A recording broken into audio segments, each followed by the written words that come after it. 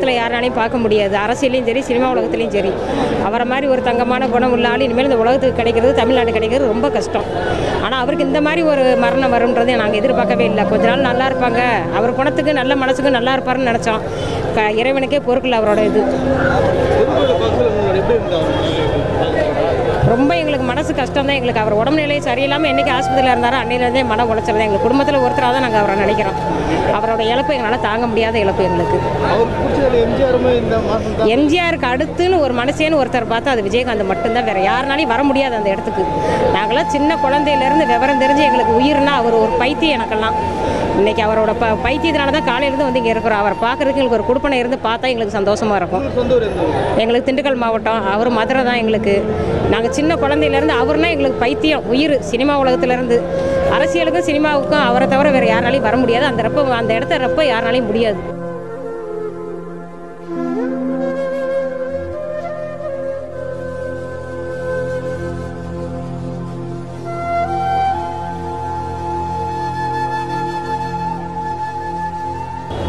அவர் மாதிரி ஒரு துணிச்சலான மனுஷன் யாரையும் பார்க்க முடியாது. எதை போராடுவார். அவர் சொந்த காசை வச்சு ஏழைங்களுக்கு மக்களுக்கு நல்லா செஞ்சார். படிப்பு செலவில் இருந்து ஏழைங்களுக்கு இருந்து இந்தியாவில் ஒரு வெள்ளம் வருதுன்னா நிதி அவர் தான் கொடுப்பார். அதனால் ஒரு நல்ல மனிதன். அவர் மாதிரி மனிதன் இனிமேல் பிறக்கவும் முடியாது, வரவும் முடியாது. சினிமாவிலும் சரி, அரசியலையும் சரி, எதை வேணாலும் துணிஞ்சு நின்று அடிப்பார். ஏழைங்களுக்காக கஷ்டப்பட்டு மக்களுக்காக செஞ்சார். சம்பாரித்த காசை பாதிய மக்களுக்கு தான் செஞ்சார். அவர் ஒன்றும் மட்டும் போல நல்ல மனிதன். புரட்சி கலைஞர் கேப்டன் ஆனதுக்கப்புறம் அவர் பேரில் மட்டும் கேப்டன் கிடையாது, அந்த பேருக்கு அர்த்தத்துக்கு தகுந்த மாதிரி உண்மையிலேயே திரையுலகத்தில் ஒரு மிகப்பெரிய கேப்டன்ஷிப்ன்றதை படங்கள் நடித்த படங்களாகட்டும், அவர் நடிகர் சங்க தலைவராக இருக்கும் போதாகட்டும், அப்புறம் கட்சிக்கு வந்த போது அந்த மாதிரி அந்த கம்பீரமாக ரொம்ப பிரமாதமாக செயல்படுத்தக்கூடியவர்.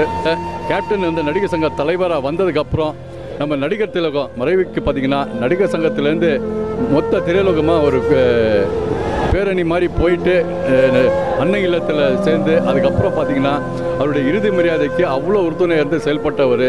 அப்புறம் கார்கில் நிகழ்ச்சிக்காக பார்த்திங்கனாக்கா சென்னையில் கிரிக்கெட் ஆகட்டும், அப்புறம் மதுரையில் நடத்திய அந்த கலை நிகழ்ச்சி ஆகட்டும், அதுலேயும் ரொம்ப தீவிரமாக செயல்படுத்தக்கூடிய ஒரு தலைவராக இருந்திருக்காரு. அதுக்கப்புறம் திரையுலகம் சார்பில் பல விழாக்களில் அவருடைய தலைமையில் ரொம்ப சிறப்பாக நடந்திருக்கு. இன்றைக்கி அந்த தலைமையை நம்ம மிஸ் பண்ணுறோன்றது ரொம்ப வருத்தமாக இருக்குது. என்னால் ஏற்றுக்க முடியல. ரொம்ப எனக்கு இல்லை, பெரிய இழப்பு இது. ரொம்ப கஷ்டமாக தான் இருக்குது. நான் எதிர்பார்க்கல. இல்லை போதும்ண்ணா ப்ளீஸ், என்னால் எதுவும் பேச முடியல.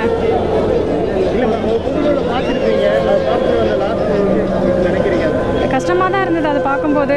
ஆனால் இவ்வளோ சீக்கிரம் போவாருன்னு நான் எதிர்பார்க்கல. ரொம்ப கஷ்டமாக இருக்குது.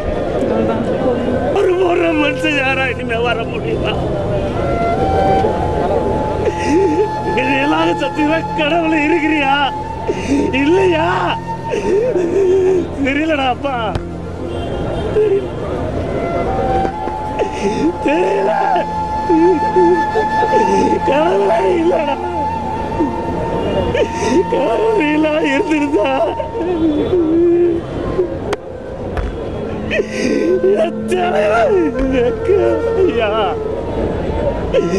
என்ன எனக்கு அப்பா என் அப்பா பிடிக்கும், அதே மாதிரி என் தலைவனை பிடிக்கும்.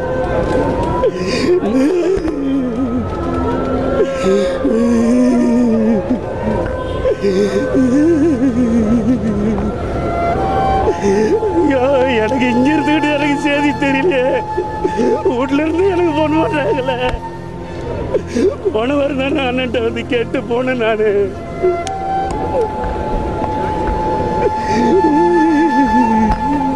அவர் நடிக்கிறதுலேயும் நல்லவர், அவர் மனசால பார்க்குறதுலேயே நல்லவர். அவர் போல் குணம் அவர் வராது. ஜனங்க இதனால எவ்வளோ தத்திச்சு வந்து நிற்கிறாங்க. அவங்க எல்லாம் கத்துறாங்க, கதறாங்க. அது போல் தலைவர் எப்போ வருவார், அது போல் கட்சி நடிகர் எப்போ வருவாங்கன்னு எல்லாம் அழுகுறாங்க சார். அதுதான் எங்களுக்கு மனக்கவலையாகுது. இது போல் நாங்கள் அழுது நாங்கள் சொல்கிறதுக்கு ரொம்ப துன்பமாக இருக்குது. ஆனால் இது இனி எந்த காலம் நாங்கள் பார்க்க போகிறோம் அவரை? இதெல்லாம் அவர் மறைஞ்சிரு. எம்ஜிஆர் மறைஞ்ச போல் அவர் மறைஞ்சிட்டாரு, ஜெயலலிதா மறைஞ்ச போல் அவர் மறைஞ்சிட்டாரு. எங்களுக்கு துக்கம் தான் சார் இருக்குது. வணக்கம், என் பேர் ரூபா, நான் ஒரு திருநங்கை. கேப்டன் அவருங்க வந்து அவர்கிட்ட வந்து பழக்க வழக்கங்கள் எனக்கு ரொம்ப உண்டு. நான் நிறைய ஷூட்டிங் பாட பெரிய பெரிய ஆர்டிஸ்ட்டுக்கெலாம் சுற்றி போட போவேன். அப்போவும் விஜயகாந்த் சார் வந்து கேப்டன் சார் உடம்பு சரியாக இருக்கும்போது சுற்றி போட்டிருக்கிறேன். ஒரு நல்ல மனிதர். அவர் வாயில் வர்ற ஒரே வார்த்தை சாப்பிட்டீங்களா ஃபஸ்ட்டு, அதை தான் கேட்பார். ஃபஸ்ட்டு எடுத்தோடனே சாப்பிட்டீங்களா, அந்த மாதிரி ஒரு மனிதர். அவர் வந்து இன்றைக்கி அவர் இல்லை, நாங்கள் இழந்துட்டோன்னும் போது மனசு வேதனையாக இருக்குது. இருந்தாலும் அவர் பண்ண புண்ணியங்க, அவர் பண்ண ஒரு நல்லது, ஏழைங்களுக்கு குரல் கொடுக்குறது, ஏழைங்களுக்கு எதனா ஒன்றா முன்ன போய் நிற்குது, இதெல்லாம் வச்சு பார்க்கும்போது அவர் அவர் இறந்தது வந்து நல்ல மார்கழி மாதம் வைகுண்ட ஏகாதசியில் அவர் இறந்துருக்கார். அவருக்கு எந்த தங்க தடுகளும் எதுவும் கிடையாது. அவர் பாவப்பட்டவராக இருந்தால் அவர் எப்போ இறந்துருப்பார். அவர் புண்ணியம் பண்ணத்தில் இந்த மார்கழி மாதத்தில் அவர் ஒரு உயிர் வந்து இறைவனோட அடியில் போயிருக்குது. அதனால் வந்து அவருக்கு நேராக அவருக்கு போகக்கூடிய, அவர் இறந்தாலும் அவருடைய ஆவி போகக்கூடிய இறைவனோட அடியை நேராக போய் அடையுது. நல்ல இதில் வந்து அவர் இறந்துருக்காரு. சில மன வருத்தங்கள் இருக்குது. ஒரு நல்ல மனிதர் இல்லையே இந்த நாட்டுக்கு, தமிழ்நாட்டுக்கு அப்படின்ற ஒரு மன வருத்தங்குது. அவருடைய ஆத்மா எல்லாம் உள்ள இறைவனுடைய பாதத்தில் சரணடைய எல்லாம் உள்ள இறைவனை வேண்டிக்கிறேன். நன்றி. சார் நீங்கள் பார்த்துருக்கீங்களா?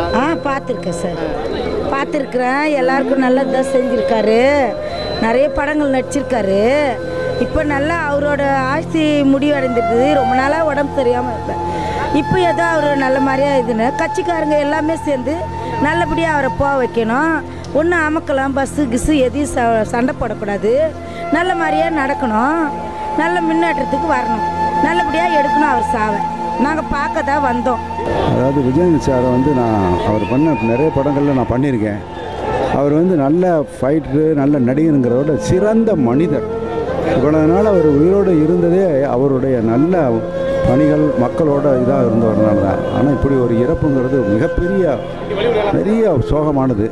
இருந்தாலும் அவருடைய இப்போதைக்கு எனக்கு ஒன்றும் அர்ஜென்ட்டு பேசுகிறதுக்கு வார்த்தைகள் இல்லை. அவர் வந்து நான் நிறைய படங்கள் பண்ணியிருக்கேன். செந்தூர கோயிலெல்லாம் என்னையை காப்பாற்றிருக்கார் அவர்.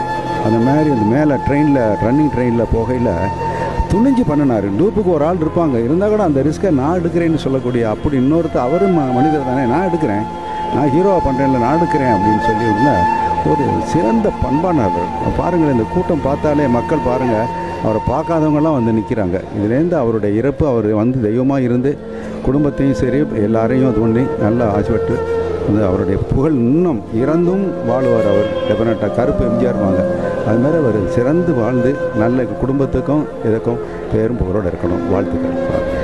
மறைஞ்ச எம்ஜிஆர் இறந்த மாதிரி இறந்துருக்காரு. அவர் வழி கருப்பு எம்ஜிஆர். அது என்னென்னா அவர் வந்து யாருக்காகவும் இல்லை, தன்னுடைய சம்பாத்தியம் எப்போ அது நான் முன்னாடியே படத்தில் வந்த புதுசிலே பார்த்துருக்கேன்.